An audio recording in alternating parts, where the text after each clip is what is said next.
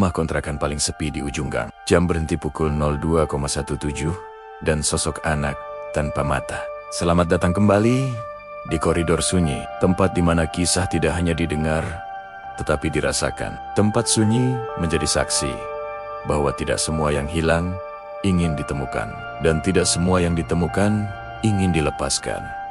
Jika kamu masih mendengarkan sampai titik ini, berarti kamu sudah cukup jauh untuk tidak bisa berpaling.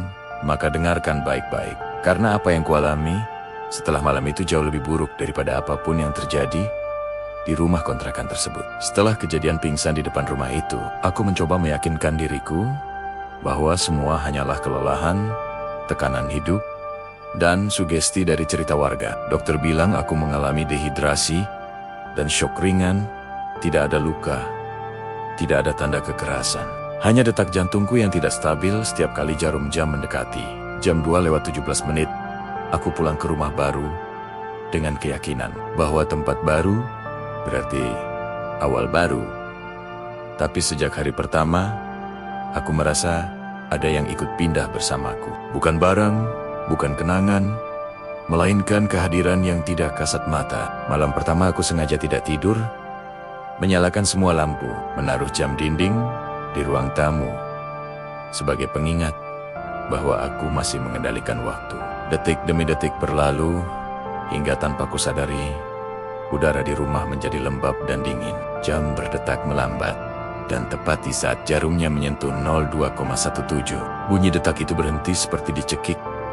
Dari lorong, terdengar suara air menetes. Padahal tidak ada pipa bocor. Suara itu berubah menjadi langkah kaki kecil yang basah, menyeret, seolah lantai dipenuhi air. Setinggi mata kaki, aku mematung di sofa. Mataku terpaku pada lorong, dan dari kegelapan itu muncul bayangan kecil. Berjalan pelan, tubuhnya membungkuk. Tangannya menggenggam sesuatu. Saat ia mendekat, aku melihat jelas mainan mobil berkarat itu. Sama persis dengan yang ditemukan di sakuku malam itu.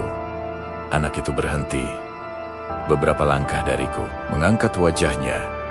Dan di sana, tidak ada mata, hanya lubang hitam yang dalam. Dan dari lubang itu keluar suara lirih, memanggil namaku dengan nada yang bukan meminta, tapi menuntut. Sejak malam itu, tidurku hancur.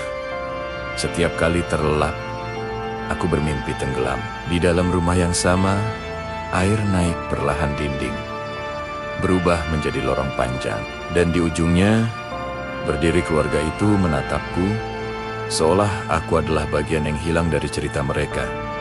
Aku mulai mendengar bisikan di siang hari, suara ibu yang menangis di dapur, suara ayah yang menggeram marah dari ruang tamu, dan tawa anak kecil yang muncul tiba-tiba di belakangku.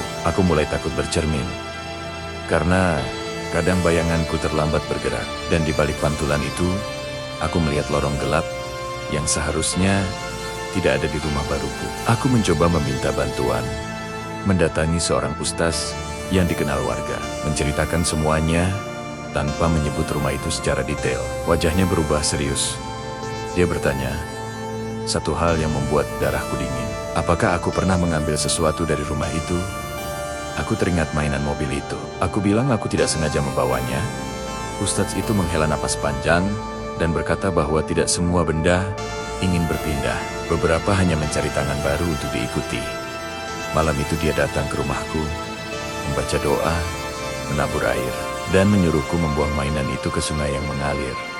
Bukan sungai di belakang rumah kontrakan, tapi sungai besar di luar kota. Katanya, tempat itu harus cukup jauh agar ingatan tidak menemukan jalan pulang. Aku mengikuti sarannya. Malam berikutnya, aku pergi sendirian, membawa mainan itu dalam kantong plastik.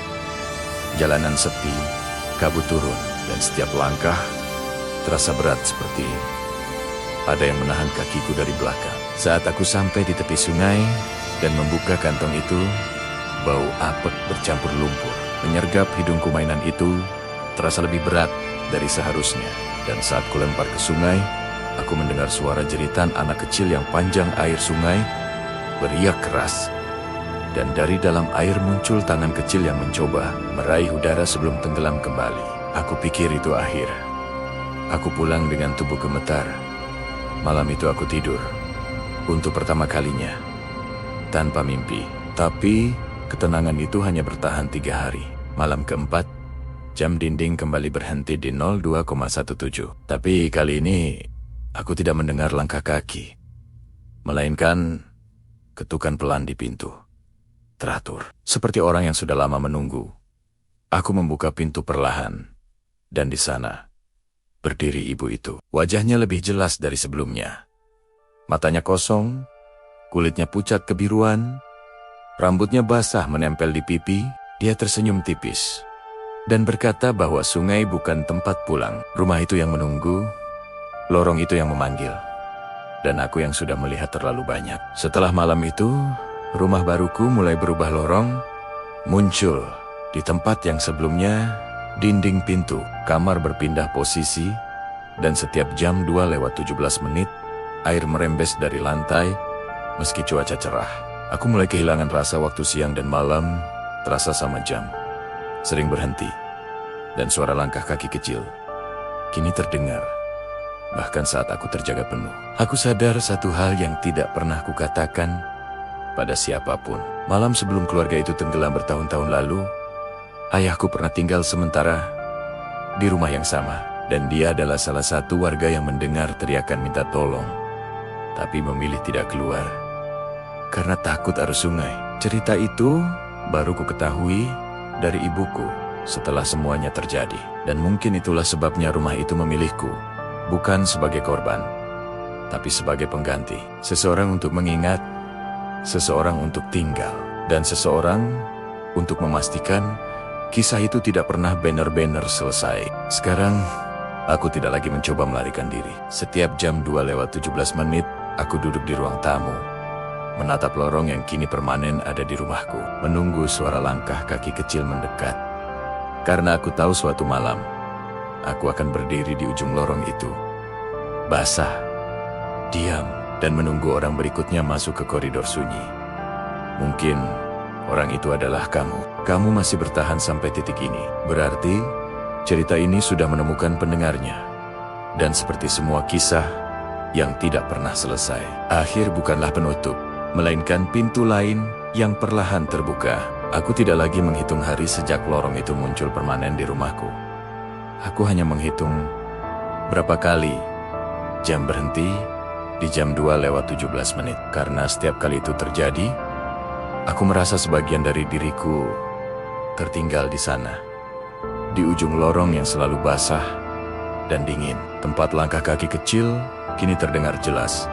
Semakin dekat, semakin sering. Aku berhenti bekerja, berhenti menerima tamu, bahkan berhenti menjawab telepon. Karena setiap suara manusia terasa asing.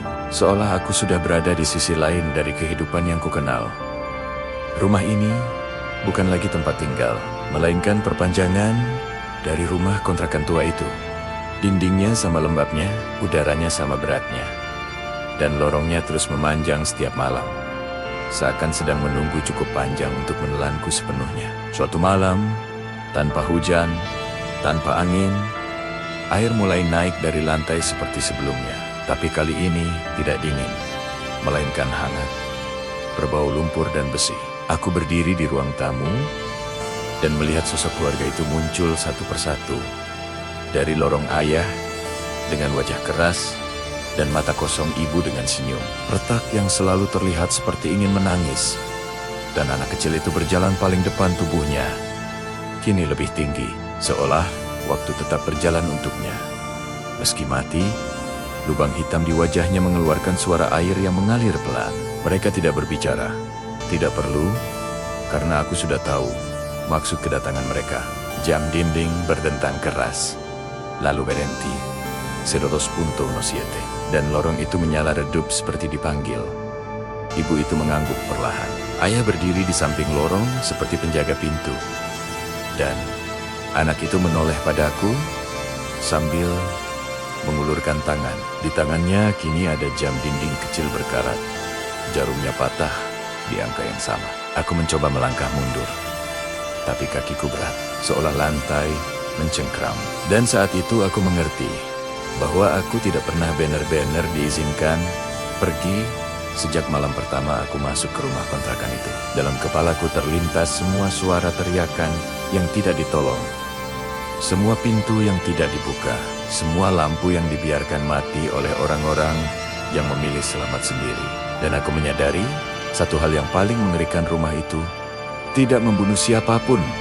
Manusia yang melakukannya dengan diam. Aku melangkah masuk ke lorong, air mencapai lutut. Dinding bergerak perlahan, seperti bernapas, dan suara langkah kakiku bercampur dengan langkah kaki kecil yang kini berjalan sejajar denganku. Di ujung lorong, aku melihat ruang tamu, rumah kontrakan itu. Persis seperti malam terakhir keluarga tersebut, kursi terbalik, air masuk dari bawah pintu, dan di tengah ruangan, ada bayanganku sendiri berdiri kaku.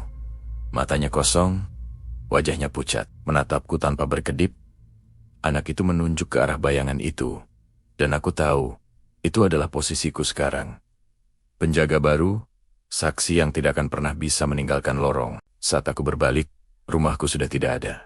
Hanya lorong, air, dan jam-jam berhenti yang tergantung di dinding, berdetak tanpa suara. Aku tidak tahu berapa lama aku berada di sini.